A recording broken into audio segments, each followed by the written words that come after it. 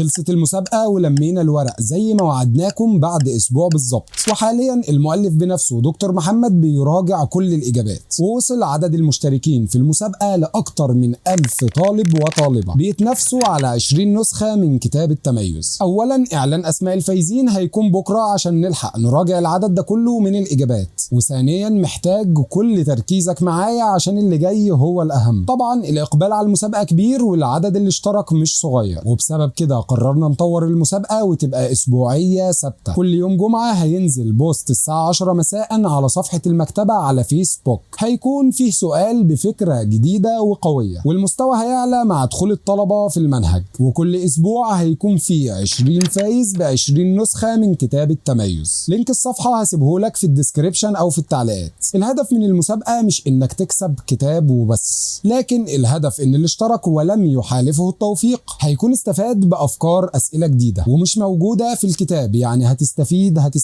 وما تنساش أفكار التميز هي الأقرب لامتحان آخر العام. ومش فاكر للمرة الكام بتأسف لكم على عدم توفر الكتاب الفترة اللي فاتت بالشكل الكافي، وده بسبب تزايد الطلب على الكتاب، والحمد لله بنستلم الأيام دي طبعات متتالية من الكتاب، وبنحاول نوفي الاحتياجات على مستوى الجمهورية ونكون على قدر المسؤولية والثقة. وعلى مدار الوقت بتتحرك شحنات جديدة لمكتبات جديدة في كل المحافظات، واستجابة لطلبكم إن حجم كتاب الأسئلة كبير عملناه جزئين في الطبعات الأخيرة، وسيان لو معاك الكتاب على جزء واحد أو جزئين هي نفس المادة العلمية وبنفس الترتيب وكمان بنفس السعر. لو محتاج تعرف أقرب مكتبة ليك سيب كومنت باسم محافظتك وهرد عليه، ولو مش متوفر اطلبه مننا وهنشحنه ليك مخصوص، أو ممكن تستلمه من مكتبة إسلام وجميع المكتبات بالفجالة. وما تنساش مكتبة إسلام مكان له بصمة. سلام.